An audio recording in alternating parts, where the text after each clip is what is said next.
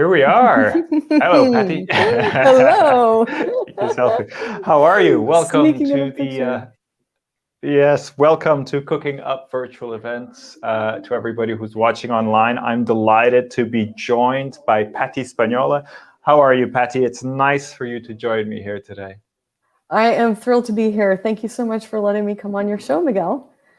You're very welcome. Hopefully we'll have a great show. And thank you to everybody who's watching live. I hope you are watching. If you're not watching us live, that's okay too. I think it's always fun to watch the recording at your own pace. If you are watching us live, let us know where you are. Give us a shout out, give us a hello. As if you've been on the show before, you know that we always try to bring those up in the comments and put those on the screen. So as much as possible, I'd like us to feel like there's a community here and there's people watching us. So let us know who you are and where you are. I can see that we have about 20 people watching us now on LinkedIn and a couple of people on YouTube. So a couple of different options. I also just tweeted about it. So a few of you might be watching over Twitter through YouTube. So let us know who you are and where you are in the comments. We'd love to have you kind of join us virtually. And here's the first contestant who's joining us, Tina Weiss, over from Austria. Tina, thank you for joining us. I'm over in Denmark, and Patti, you're in Pensacola, I believe? Pensacola, Florida, yes. Excellent. Oh, you have one of your CED friends here. Oh, Gordon Owen saying hello from London. But also I noticed we have Dennis Luchter. I don't know exactly how to say that, but Dennis, nice to see you over in Holland. Nice to have you with us. And also we have Bob Nelson over in snowy St. Louis, Missouri. We have Mary over in Satellite Beach, Florida, not too far from you, maybe, Patti. I don't know the geography that well. You let me know. It's far. It's far. Mary Bonham is far from me. Yeah, I could imagine. It's a big state. And we have Kaya from Finland. Hello, Kaya. We have also Claudine in Quebec, Canada. We have Barbara Reed in the UK. And feel free to give any shout outs that you want, Patti. This is your show as much. And if you recognize any of these people, please give them a wave. I recognize most of them, and I am beaming because I'm so thrilled for them to be here. These are my fellow CEDers and masterminds, and Mary Bonham from Association for Continuing Higher Education. We've worked together for years, and it's warming my heart. So thank you all for being here. And Vincent over from Paris saying hello. We have Joseph Spaniola. Sounds a little bit familiar. He may be related to you. My husband, he is upstairs in his office. Oh, excellent. And we have Zaman over in Toronto. Zaman, always nice to have you join us here in Cooking Up Virtual Events. We have Claudine or Barbara Reed, also CED. Hello. Oh, Claudine saying hello to Barbara Reed, but hello, Claudine, also another CED. So what does CED stand for, Patti? Maybe you can explain to anybody who's not familiar with the terminology, because I see that Certainly. on your name tag as well. Yes, we're certified event designers, and I have a plus next to my name because I'm one of 5 in the world that have a CED plus, which means I do this, I'm certified to do it online. So it's a special program that Rudy Janssen and Roel Friesen and Dennis Lyer came up with to have, once we're CEDs, what's that next level? And so we were able to be in online programs with some of the people who are on this call. And we had a June program, and I was able to help coach them throughout the year and become a CED plus. So it just feels really great to be able to take that next step and improve my skills. Perfect. It sounds like an excellent adaptation of the CED, which, event design, I think, makes a lot of sense online as well. Mm-hmm. But I think it's really interesting to also have a specific CED component for the online event design. So excellent to hear that. So I wanted to give a few more shout outs. We have Carl Bradley, Colorado Springs in Colorado. Hi, Carl. We have Sina, a previous guest over in Germany. We have a LinkedIn user in Iowa. Unfortunately, we can't see who this is, so let us know who you are, the LinkedIn user from Iowa. I think maybe we're not connected, so I can't see your photo from LinkedIn. We have Jerry Goldstein from the University of West Florida. So there you go, a colleague, I believe, of yours. Yes. Janet Underwood in balmy hot Dallas. I imagine that is terribly freezing Dallas, but great effort, Janet. I know that things are a little complicated over in Texas right now, so thank you so much for joining us, and I hope we can make it worth your while. She's We my have Meek. sister. Oh, she's your sister. Excellent. Well, Jana's she my made it. sister. Yes, That's what she we made wanted it. to know. We have Meek, I believe, over in Monaco. She says hello, Patti. So I believe a common friend that we have who's also joining us. Michelle in Frankfurt, Germany.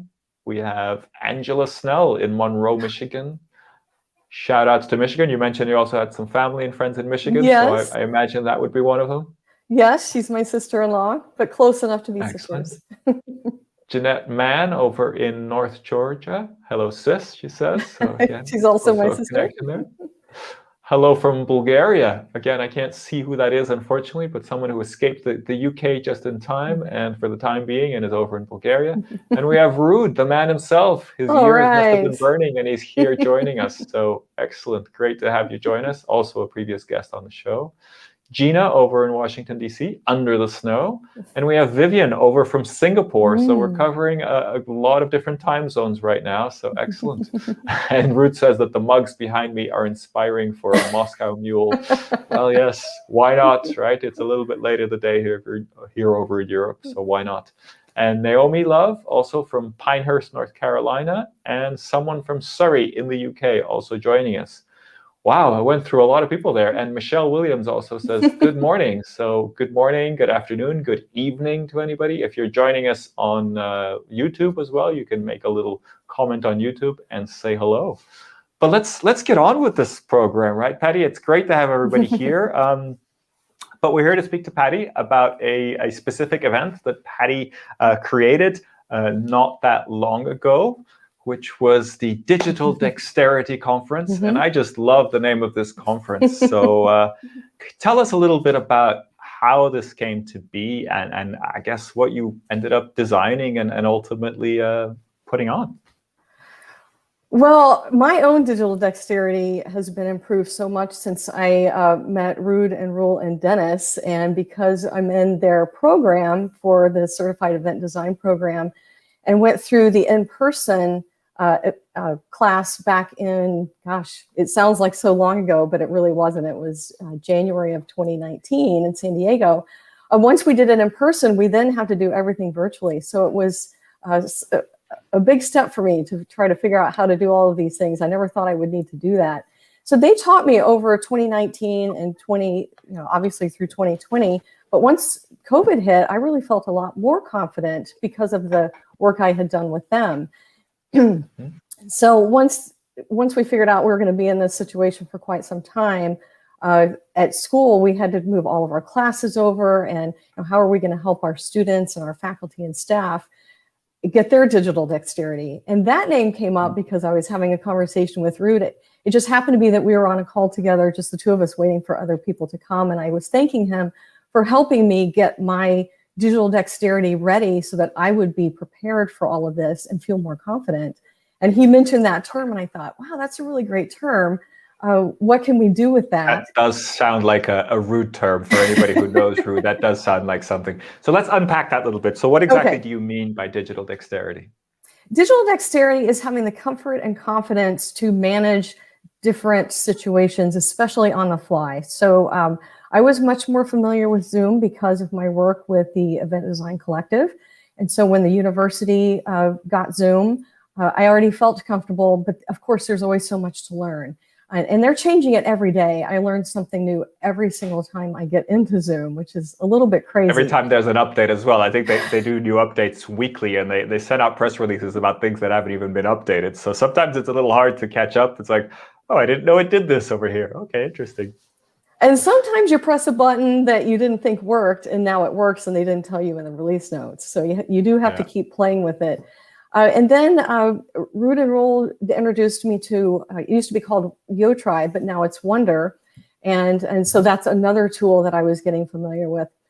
So thinking about that digital dexterity, we were also trying to get workshops and classes for our faculty and staff and students, if they wanted to join us, to help them plan virtual events, help them have the presence on screen, be able to moderate, and what technology to use. So we have a certificate in virtual event planning that we're offering. It's not for credit, but it's something for our staff and faculty. And I was thinking about how are we going to get them have confidence? How will they have confidence and develop their digital dexterity? So that's Excellent. how that started. And then I was talking with Sherry Schneider, who is the Faculty Senate President, when I was asking her about and really wanting her support for the conference. She said, "Oh, I thought you meant digital dexterity like my hands." And I thought, And that's the thing, aha. like, it's a great term, but it needs to be unpacked, right? You need to kind of say, okay, digital dexterity, it's like confidence with digital tools is really kind of, proficiency and confidence is really what you're saying, right? But it's a fascinating term in itself. Right. And that is actually how we came up with the tagline, a hands-on virtual experience, because I did want people to have that experience of, well, one, have a good virtual experience, because we kept hearing about bad and sad, and that's not what we want. And that they will have a hands-on, they're not just going to be sitting there. They're going to be engaged. Yep. They're going to be doing things. They're going to be practicing. So that's how the whole Perfect. title came about. Yeah, and super, super important at this point. So you work at the University of West Florida, right? And, Yes. and this is an internal conference to make sure that your colleagues, your coworkers, that everybody who is able to attend improves their digital dexterity, right? So that they really, there's a very clear goal here. We need to make sure people are more comfortable with tools, that they understand the technology, they understand how to use the technology. And so I just love it because it's sort of like the theme of our age, right? We have to do things online now, whether we like it or not. Well, let's figure out how to do it properly and how to do it with designed intention and with, the way we want them to turn out. So what a great starting point, for kind of creating this. And so tell me a little bit about how the event turned out. What did you end up creating, and how did you put it all together? We had a very short time frame, and nothing like a short time frame to inspire getting it done, execution. So I have just an incredible team. We don't. We all are interdepartmental, and so we have this. We are wholeheartedly all in for each other and for this event.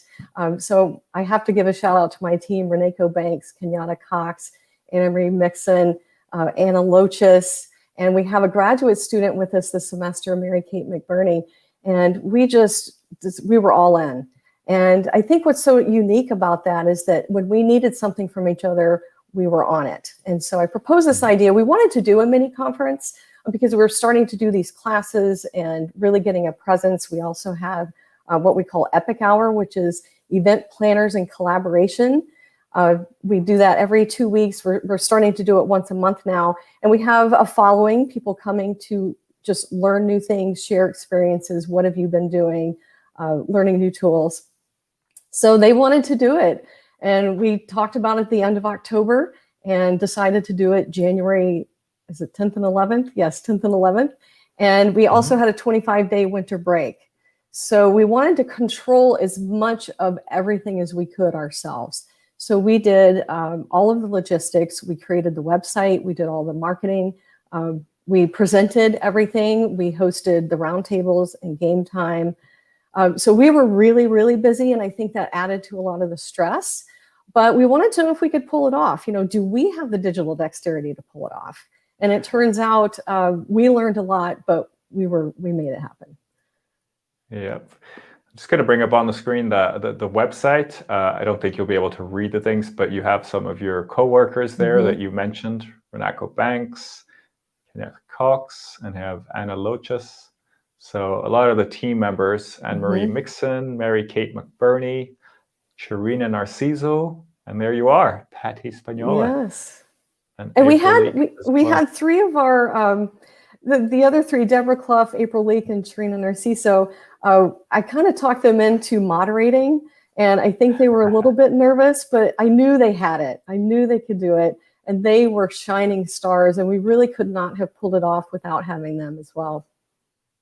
Perfect. Well, yeah, I mean, sounds like a great event. You managed to put a great event together. And I thought that was really interesting what you said. You wanted to make sure, I guess in a way, this was a test for you, right? You wanted to test your digital dexterity.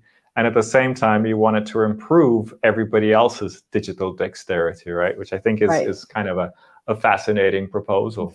So I wanted to give a few more shout outs. Of course, Ruud has been exploring this term a little bit. Digital dexterity, 80% mystery, 20% clarity.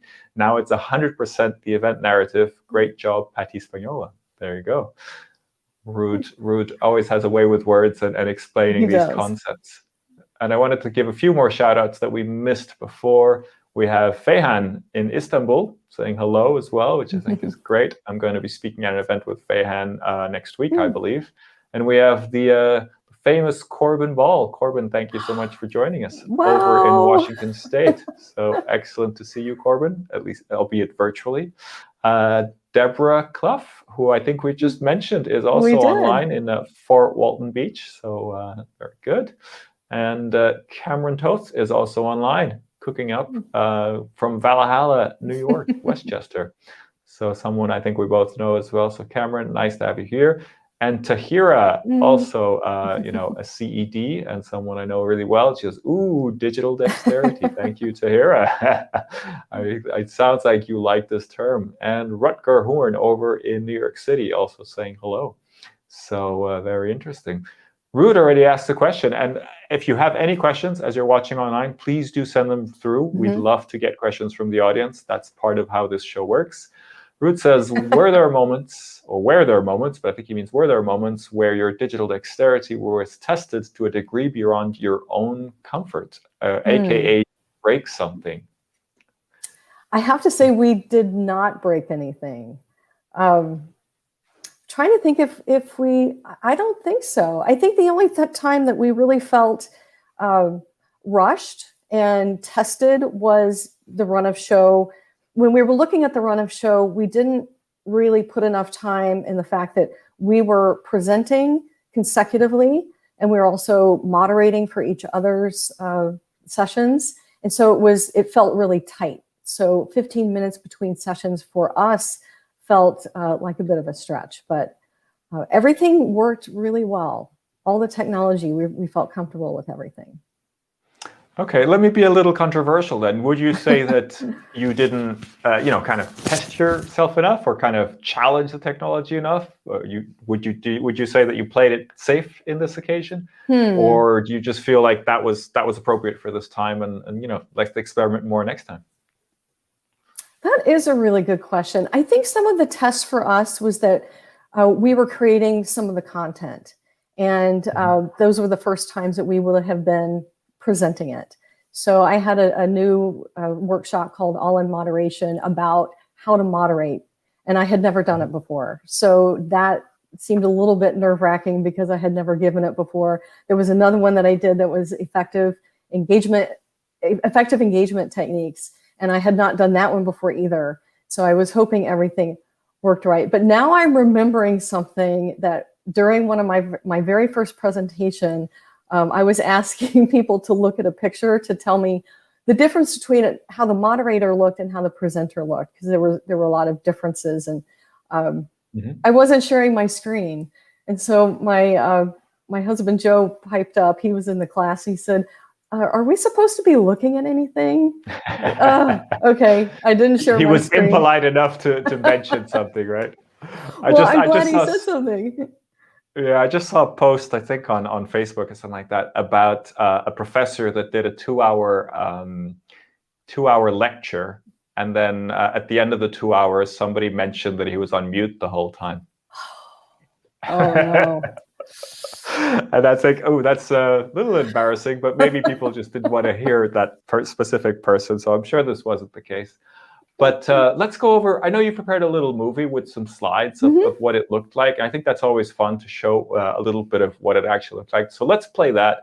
And let's come back and dissect a little bit about, how you put it together. It sounds like you had a lot of different roles, which is always challenging. So I want to explore that a little bit further. And if you're watching live, please drop your questions in the comments on LinkedIn. We'd love to address those questions. I have a few lined up, but it's much more interesting if we have some live audience questions, and it's also a little bit unknown, so it's always a lot of fun. So have a look at the sort of after movie for the Digital Dexterity Conference.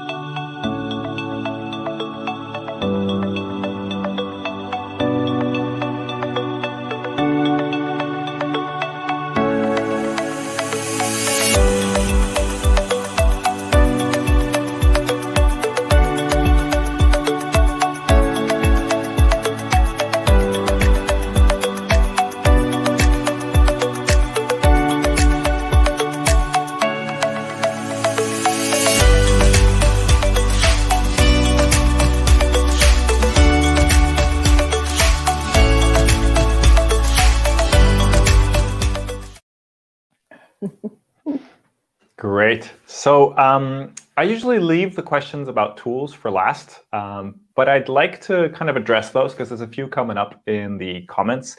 I think you mentioned them briefly, but I wanted to make sure everybody understood. You used Zoom. Yes. You used Wander, right? And Yes. and you used Google Websites, really. That was sort of the three tools that you used. So I assume you registered people in some sense through Google Websites or through Google Forms. And then Yes. you did the event on Zoom. And then you had Wander as the kind of networking space. So why did you choose those tools? And were there limitations, or were there things that worked well and things that maybe didn't work so well? Great question. We had been getting questions about, well, I need a new platform.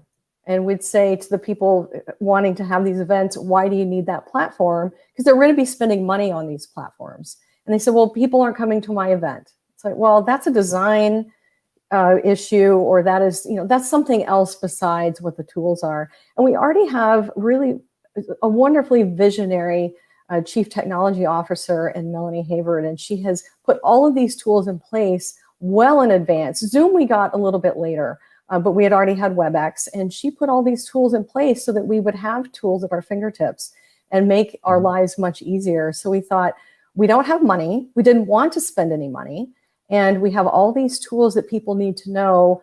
We already have this. You can pull a full conference off with the tools that we have. And not buy anything else. And they're all approved by the university, which is very important for us. We have to have them all certified and so approved. much like in a corporate environment, excuse me, you need to have all your tools approved for safety, security, all that kind of thing. So yeah, these are tools.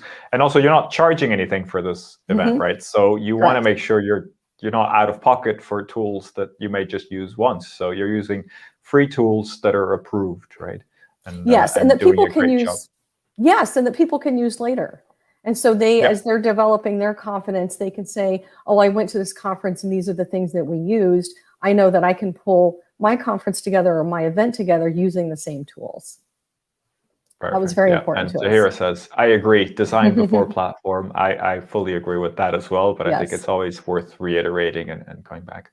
Okay, so let's go back. I just want to give a quick shout out to Joe from Gainesville, Florida, who's just joined us and also added a question.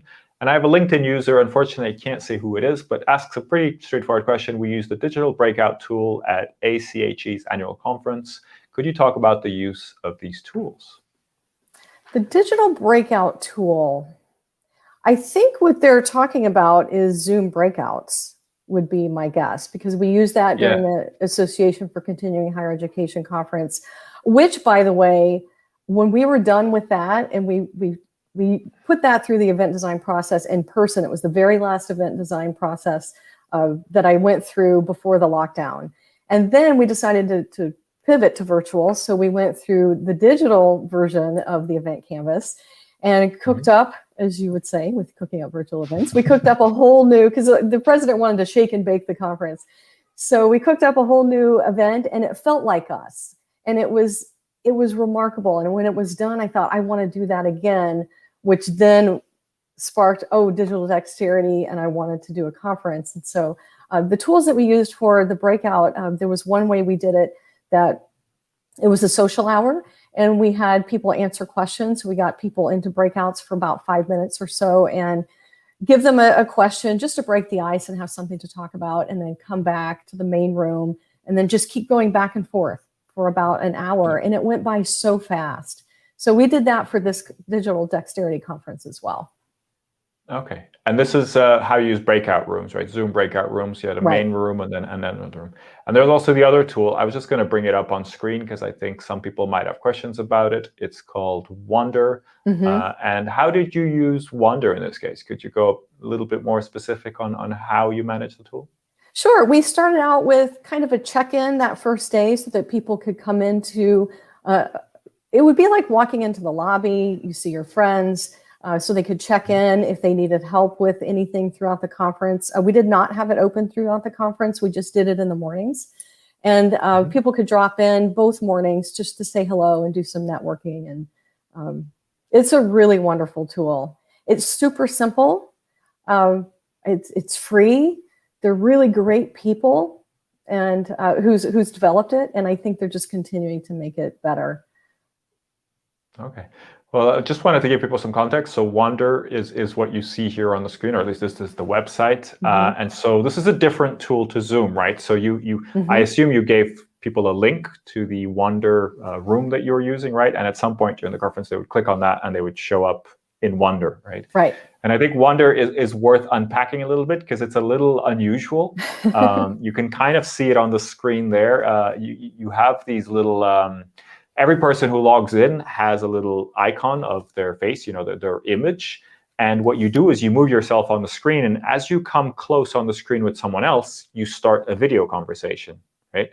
And that's kind of, I really like the theory behind it because it comes close to being at an in-person event, because you see a room full of people. You might see a few people you recognize, and you go over and you chat, and then you find someone else that you know, and you continue that chat, and you get introduced to someone else. And that kind of situation is incredibly hard to replicate online, right? Because if you're in a Zoom webinar, if you're in a call or whatever, you're kind of restricted, and only one person can talk, and it's hard to manage breaking out into separate rooms. And when it comes to this kind of human social element to it, I think Wonder does a pretty good job. Did you set it up in a specific way, or did you just kind of open it up and let people, mingle and find each other and explore it on their own? We just let them explore on their own. There was a picture in the video of the Wonder background with the circles, so it was very similar to what you just showed in the little video, the short video that you just showed. And Kenyatta had a picture, luckily, of our lobby. So where we would have had an in-person event, that is where she had the Wonder background. Yeah. So that just felt like home. It was nice. Yeah, Rutger is asking right here, so I guess that answers the question. So you're giving a little familiarity by using the photo of a place that people recognize, but essentially you're trying to recreate the social element of being in a lobby, right? And just interacting with people. And I think that's great. I think it's a really nice use of another tool. And the great thing about Wonder is, at least for now, it's free. So as long as you can kind of open up a room, it's excellent. Good. So I wanted to jump into a couple of, I think some people have picked up on this humanization of the digital experience. Dennis is one of them, of course, jumped in. How did you guys humanize the digital experience? Asks Dennis all the way from Holland. Your thoughts about that, Patti? Well, thanks for that question, Dennis. We really started with the chat. So we started ahead of time by letting people know how they could participate, what to expect, how they could engage with us. So we had Google Chat running, and in the video, you could see some of the people. We asked them to, post a picture of where you're dialing in from, because we're all working remotely, or at least most of us are. So they did that, and that was fun. And I know that there were some comments that people who couldn't actually come to the conference said that they felt more connected because of the chat, and they really enjoyed seeing all the different comments. So that was really the first way that we started. The second was getting them excited with the emails of, hey, this is what we're getting ready to be doing. Come join us in Wonder. And then they could start really just talking to people they haven't seen. So in our benefit is that a lot of us know each other. We just haven't seen each other in a long time. So it was a great opportunity to, have that socializing event and Wonder, and then go into all the different sessions. In the sessions, we really asked for engagement. And so we wanted people to use breakouts. We wanted them to have polling and, have lively discussions. And I think that really came through. Same with game time. That was super fun. That time went by so fast every time we had game time. Hold on. You got to tell us a little bit more about game time. But let me just clarify. So when did you use Wonder? Was it at the start, at the end? Yes, at the start. Multiple places? Just only at the start, right. So it was really like a kind of slow, at your own pace arrival, right? You'd arrive and you'd connect with people, see people, make little video chats, and then on the program time, you would kind of go into the content sessions, right? Yes. Now I'm just remembering on the second day. So the first day we use it for check-in and the socializing, like you'd be getting your coffee. And I'm excited that Corbin Ball is here because I met him over a coffee break. And so those are the times when you meet people, and we wanted to try to recreate that. So they were able to do that and then go into the keynote. The second day, we kept them in wonder for the Hot Topic roundtables. So we had asked in advance in registration, what are the hot topics that you're most interested in? And they told us. We had an idea because we've been working with this group and just been hearing things, but we heard that these are the things that they really wanted to focus on. And so we had 4 hot topic roundtables, and we did those in wonder. And that worked out really well because they didn't have to leave and come back. We didn't want to lose people. Like, oh, I don't know if I want to go to that hot topic roundtable. So we just left it right in wonder. And that was the start of the second day? So yes. People kind of arrived, mingled, and then kind of mingled with a purpose, in a sense. Yes, yes. And then from there, we went to concurrence in Zoom. Okay, excellent. And you had so you had multiple sessions happening at the same time, or always just one? Oh no, one of course we had to have 4 tracks with 4 sessions in each track, and we had 4 concurrent blocks throughout the 2 days. So morning and afternoon. So did you have to get 4 Zoom accounts? So I guess you already had a few different Zoom accounts, right? But you had to manage 4 different Zoom accounts, right? Right. And so it kind of depended. Because we're planners and we were doing most of the content, and so were some of our guests, it's just like they felt more comfortable setting up their own Zoom account because they knew what they needed. They could set up the polls and make sure the breakouts were working. And we did have very specific settings that we asked everyone to have because we wanted to record all of the sessions. And so we recorded them to the cloud, and then we were able to share them out later with all of the attendees and people who weren't able to come so they could see everything. Perfect. And this is sort of an internal pool of content now for people in the department, etc. Right. Great. So Pier Paolo also says, humanizing the digital conference. What's your suggestion, Patti? I think we've covered quite a few of those, and he thanks us for the content. Thank you, Pier Paolo, for your questions or your comments and questions. So let's get into this game time, because that sounded great. You'd not mentioned this before, so let's talk about game time. I think this is a really important topic. What did that look like? Well, we really needed to have fun because people were saying that conferences were bad and sad, and that's awful because they don't have to be like that. So Reneko decided that she wanted to do game time. We wanted her to, but she was super excited about it, and so she found a couple of games. One was Jeopardy! And that was really engaging and fun. And then the second one, I'm trying to remember the exact premise, but we had to decide based on a question that she asked how the whole group would react. And so we had hearts and we had, I think, a sad face that she would say, ask a question of oysters, yes or no. And so that was like, well, how is I like them, but will everyone else like them? So you had to gauge how are people going to react to oysters.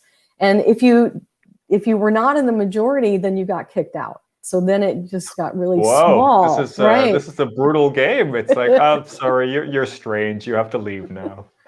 Right. So then once you start getting a clue of, I think they're not going to like something, and you put that sad face, even though you might like it, they might not like it. So that really helped us get in tune with each other. We laughed and had such a great time. It flew by. And I think we did it for about half an hour because we weren't sure what the response would be, but we had a super, super good time with it. And this was in Zoom, right? So this was in a sort of Zoom breakout. I think it's great to be able to cover this with you because I think this is one of the hugely underappreciated parts of conferences. I think a lot of conferences or a lot of virtual events are taking quite dense programs. Fortunately, we're condensing them a little bit, making them shorter, but we're still really focused on the content. And I believe, and I think it's true that a lot of this Zoom fatigue, a lot of this fatigue with virtual events comes from the fact that we skip or we don't put the socializing in the program, right? It's like, that's not part of the design. No, you're here to learn and have this important content, sent to you. But actually, most of my kind of deep connections that I've made at conferences, in my experience, come from the social side, right? It comes from the conversations at the bar. It comes from connections through other people. And if we're not allowing for that to happen when we do digital and virtual events, then that social element goes away and it becomes a very kind of, or it can become a very sterile experience. So,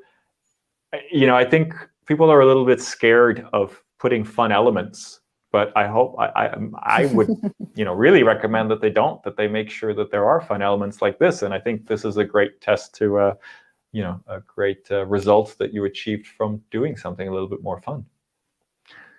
Glory has a great comment here. As an attendee, I gained much more confidence in trying virtual events and using different resources and platforms. So that sounds like someone who got exactly what you promised, which I think is great. Yes. Great. So tell me a little bit more about the team behind the scenes. You mentioned all these different people, but you also mentioned that you had multiple roles, and that was maybe not ideal, or tell me a little bit about how that worked out. I guess limited resources, I would imagine, is one of the causes, but what would you say about the different roles, and maybe how would you assign those differently, or kind of work those a little bit differently if you could? Our team is, as I mentioned, wholeheartedly in for each other. So we work together super closely. We have gotten to know each other. We just started working together as a group in August, and it happened super fast that we gelled. As I mentioned before, that we're in different departments, and so that's a little bit more unusual to have such a close working group.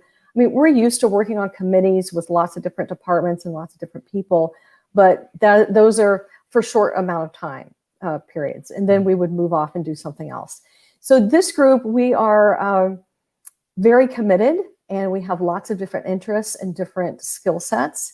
And I think what is super unusual is that we all want to do something different. So when it comes up with, well, who wants to do this task? Someone immediately says, oh, I want to do that.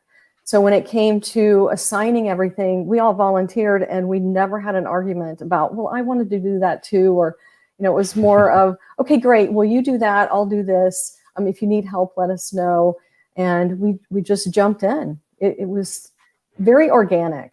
And that's a little bit unusual, I think.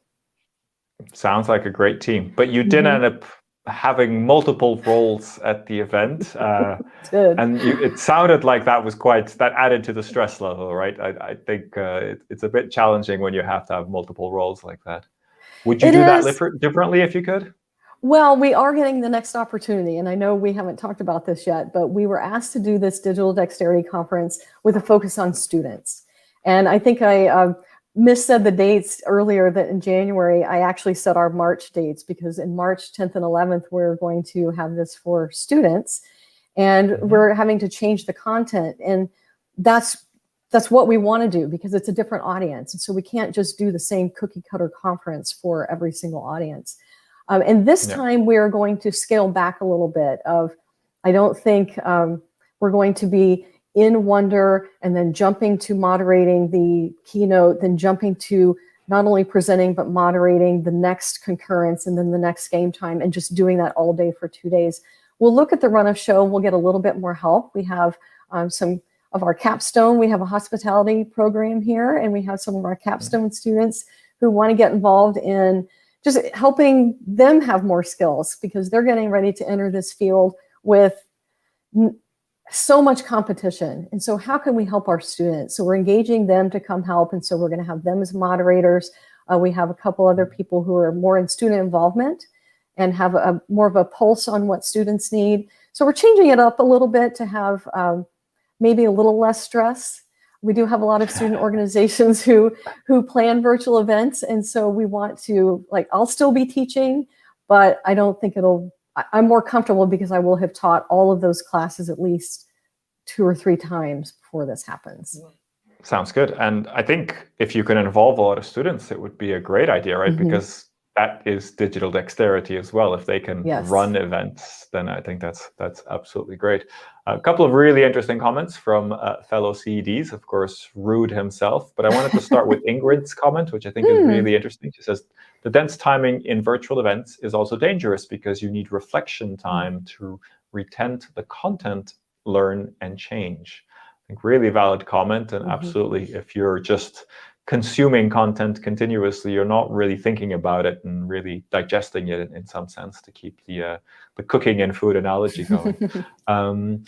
And Ruth says, Zoom fatigue is a lack of digital dexterity and cognitive overload situation due to poor event design and timing. As we practice more and more, we are developing our cognitive load capabilities. Interesting. Again, Rude with some big words in there, but I think an excellent and very valid message. Question from Vincent, which I think is really valid and interesting. How did you measure the post-event participants' digital dexterity, and can they practice? What next?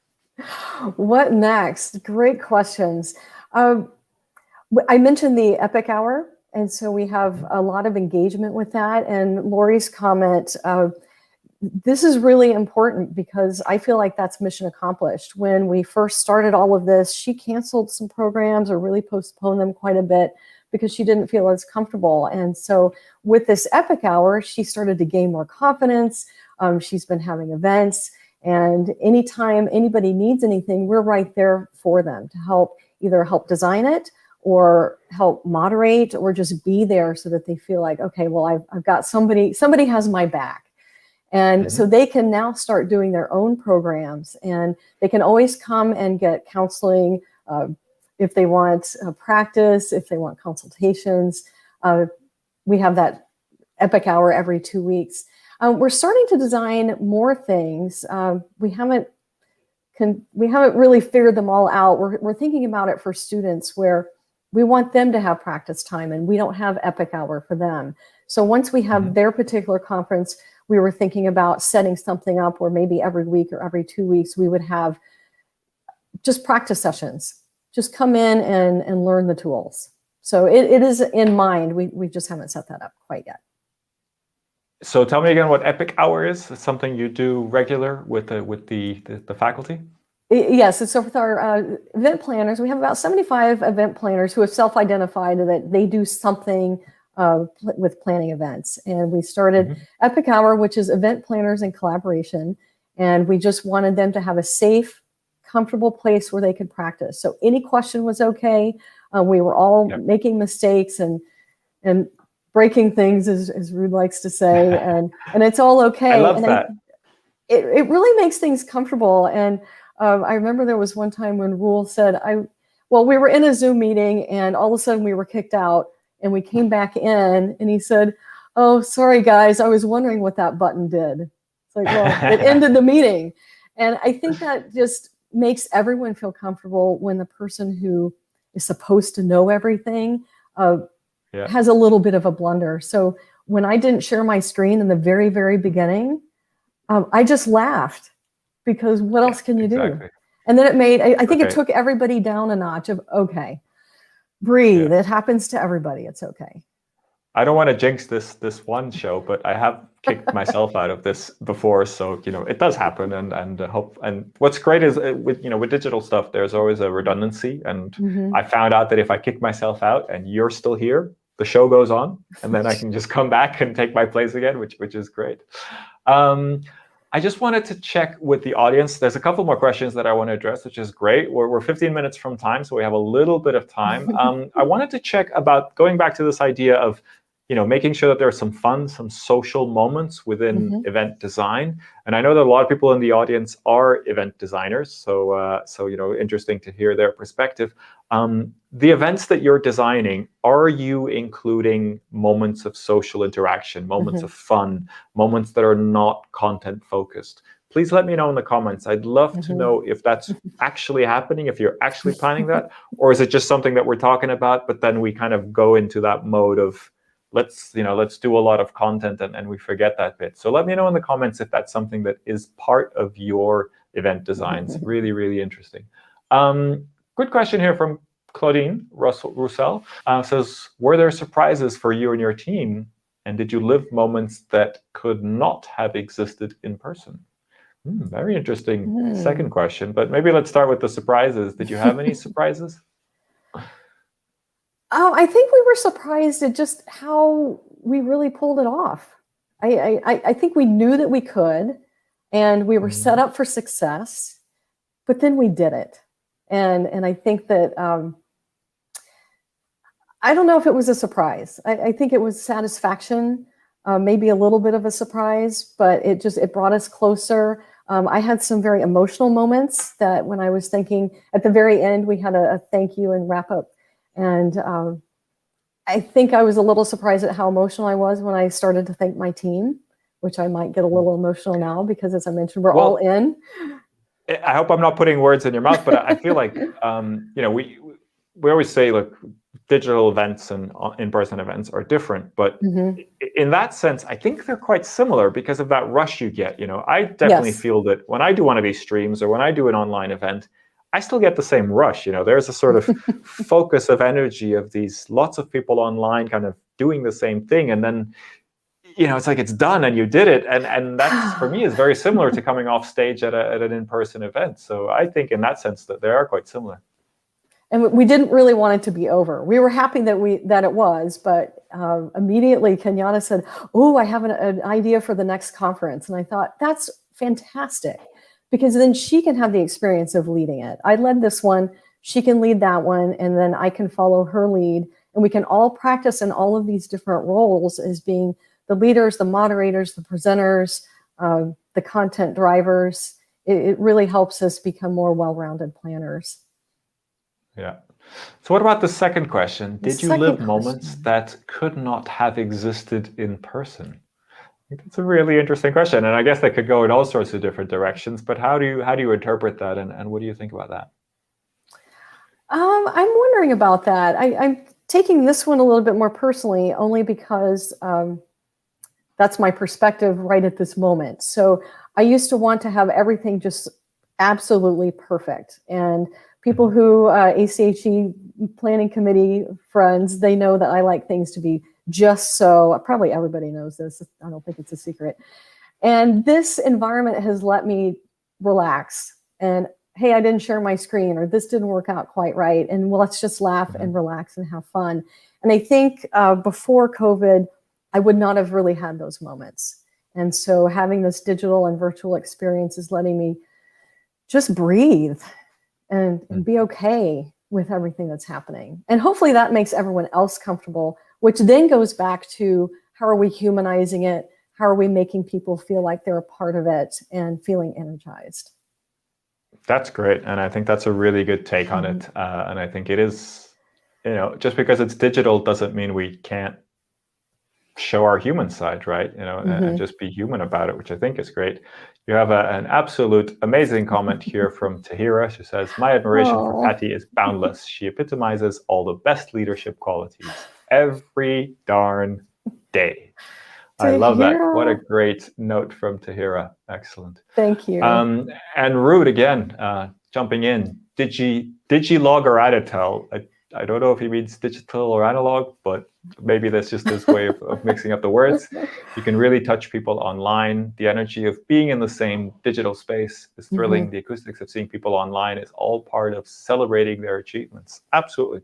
So excellent comments here. I haven't seen anybody answer my question in the comments. If you still would like to comment on that, I'd love to hear if you're programming social elements, if you're programming informal moments in your events. I certainly hope so, but I'd love to hear from the event designers out there, what is actually happening and what is actually coming to happen really at events, what's actually being produced in the end.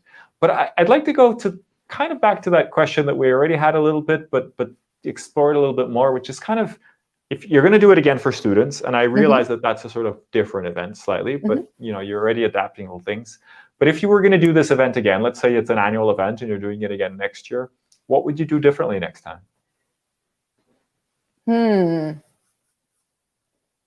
Well, it really depends on the audience. It was great. Let's just keep it as it is, right? Well, I'm thinking about your question about putting in other elements that make it a little bit more fun. And so because this student event is coming up and we're concerned and cognizant of their wellness, and because I've been talking more to students this semester, someone said, I have not made one single friend this year. And because they're not having those opportunities for those serendipitous moments. And that has really stuck with me, that that's sad. And I don't want that to happen for them. So I'm thinking about that. even for the future of, there are a lot of people that I haven't seen. And there are people that I used to work with, or at least pass in hallways, and I haven't seen them. And so I think that we would probably have more of those social moments, more of those fun moments. For the student event, we're having stretch breaks. We're having a lot more wellness classes. We're extending game time. We're doing a longer networking in the mornings, and hoping that they'll meet some new friends. And I think that for faculty and staff, we can't be all work, work, work also. You know, we're used to having those water cooler moments, and we're not getting those. And so I think that we might want to include a little bit more with that, and include more people, meaning have more people involved in all the logistics. Now that we feel comfortable, we know that we can teach them how to be successful. Yeah, I think that's amazing thing you bring up, you know, this idea that we're not really making any friends. I mean, fortunately, through, you know, social networking, and particularly, you know, LinkedIn and connections, I am meeting new people, but I could see how if someone's not as active, you know, on social media or whatever, it's really hard. And I still, you know, I feel it personally myself. I think it's very true. We're not really making new friends. And I think that's, you know, we could have a whole show about that, and I'm sure plenty of smart people have written very interesting essays about this. But I feel like part of that is that we're not putting ourselves out of our comfort zone. Because we're doing everything online, we have choice over most things. You know, of course, if you're at an event and you're put in a strange situation, you kind of have to deal with it. But for kind of 98% of our day, we get to choose exactly what we do and how we do it, because we're doing everything online. And when we're in a physical environment, it's a little different, because you have to talk to people that you maybe don't feel like talking to, and you have to do stuff. And I find, like, I know it sounds a bit silly, but I feel like that putting ourselves out of our comfort zone is really missing, you know, and it's almost like it may be healthy to push that a little bit when we do online events, and kind of, hey guys, you know, it kind of tell people, we're going to push you a little bit out of your comfort zone, because that's how it's going to be a good experience, or that's how it's going to be a little bit different, and maybe meet new people and make new friends, right? I agree. And I consider you a new friend. And I met you because I think I first saw you at Global Meeting Industry Day when you were hosting, and you were such an incredible host. And I thought, wow, I'm going to go to whatever you're doing. And so you did, Thank you. you did another event, and I went to that, and I was just so impressed. And I looked you up on LinkedIn and connected, and then I saw, oh, you know a lot of people that I know. And so we connected, and I asked you questions about your equipment. You know, what camera do you use? What microphone do you use? And you were so gracious, and you wrote back. And I think those are the moments that you were just talking about, is that we have to put ourselves out there and connect. So when I go to events, I have linked up right there, and I have actually made probably 150 to 175 new contacts just since April, because I decided that I wanted to know people and find out what they were about and make new friends. And that's probably a little out of your comfort zone, right? It's not the most easy thing to do, to kind of go and say hello to people you don't know, and to write those cold messages and those kind of things, right? No, not really. I mean, meaning it is in my comfort zone, but I understand how it's not in other people's comfort zones. Yeah. Well, it looks like we've definitely touched on an interesting topic, because a few people have mentioned that. I think Dennis says, thank you. Good answers to relevant questions. Thanks for wonder. And someone says, that's an excellent comment, Miguel. We can curate a lot of our experiences online and avoid uncomfortable situations. Exactly what I'm talking about. But Rude, of course, had a few comments about some fun things adding to events. He says he just did a Ferris wheel and roller coaster ride simulation and had a real laugh in prototyping a new event with the Internet Society. We decided next time we'll all bring along our kids to the prototyping sessions. That sounds great. That sounds like a really great way to plan an event. Holly Benda says, my company creates a fun hour every 2 weeks just to engage the team socially. We have scavenger hunts and talk about what's going on in our lives. I would be open to any ideas that you might have. Wow, that sounds great to me. I mean, that sounds like a really nice thing to do, and very needed. You know, I think it's giving importance to these moments of social interaction that may not be serious. I think is really important. Zaman says, those moments and new experiences create new opportunities for attendees for growth, learning, and sharing. I think excellent comment from Zaman as well. And Angela Snell says, we had coffee house type gathering areas during our conference breaks. You could run into and meet other conference attendees interested in the music performers and music. That sounds like a good idea too. Some good ideas here, Patti, for your next event. So excellent. And Corbin himself adds his 2 cents, which is great. Thank you, Corbin. Love the ideas presented. The best practices we're all learning with digital events will forever alter events. Pulling off a successful, highly engaging events with free tools is a great case study. Thanks, Patti and Miguel. Thank you so much, Corbin. So we're 3 minutes from time. I warned you that this would go very, very fast. So this has been a lot of fun, and we're still getting a lot of great comments. So please do keep those comments going. Patti, any last words that you'd like to leave the audience with? Anything that you'd like to invite them to do, or anything at all that you'd like to mention? I have a few things, but I'll let you go first. Okay. Well, there were 2 comments, and I want to read them because this is how we knew that mission was accomplished. One person said, and I'll read them, like I said, the check-in and networking is really neat. I've never seen an event like this before. So that was, that made me feel really happy that they were having a good experience. And I guess, sort of reading behind that comment, I think a lot of people are expecting the webinar that we are kind of grown accustomed to, and you did an experience that's way beyond a webinar. So congrats for that. Right. And then the second one is, I learned a lot and enjoyed it a lot more than many in-person conferences I've attended.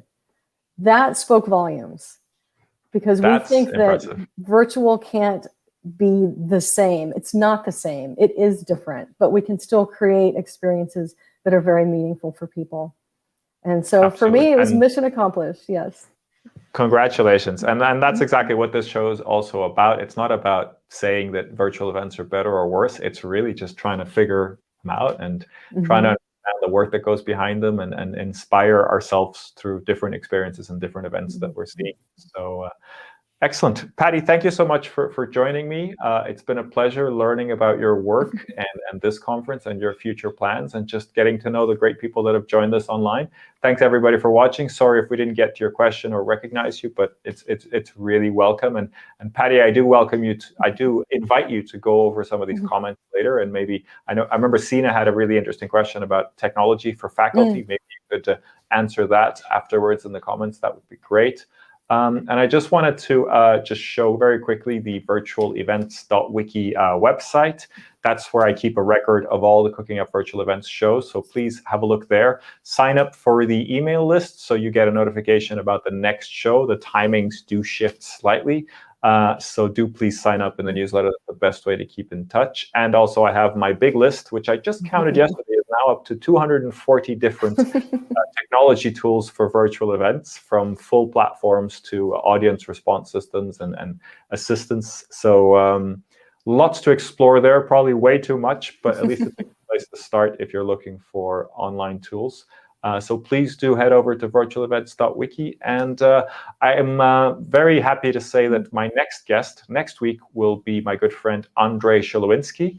I don't know if you know Andrei, Patti, but a good friend of mine is up in DC working for the American Association of the College of Pharmacies, I believe.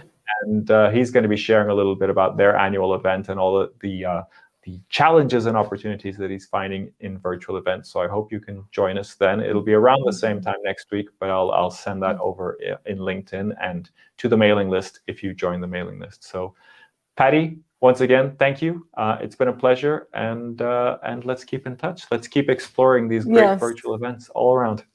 Thank you so much, Miguel. It was really a lot of fun. I appreciate it. Great stuff. Goodbye, everybody. Take care. Bye-bye.